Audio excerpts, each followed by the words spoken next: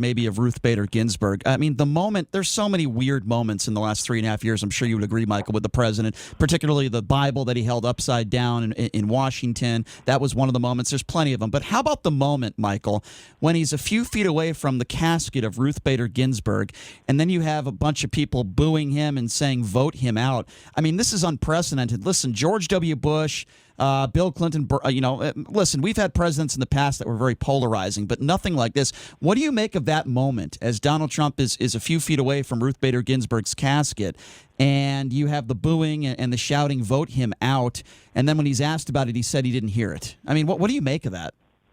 Well, I tell you, if I had been there and I had been one of the justice's clerks, I would have encouraged people to shut the heck up. Yeah. You know, that was an affront to her memory. I agree with you. And it spoiled the dignity of that occasion. I think, you know, he was there in the role of the office. I agree. He wasn't there as Donald Trump, crazy politician who's made everybody nuts. Yeah, that's a good point. I agree. But I think that it does show that he's made everybody nuts. You know, on that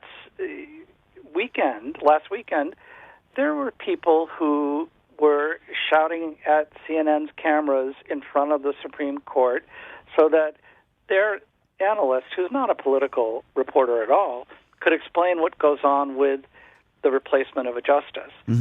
I sure, you can be enthusiastic about a nominee, but what has happened to us that people are not allowed to pay their respects in peace? They're not allowed to do their job as journalists in peace. And right.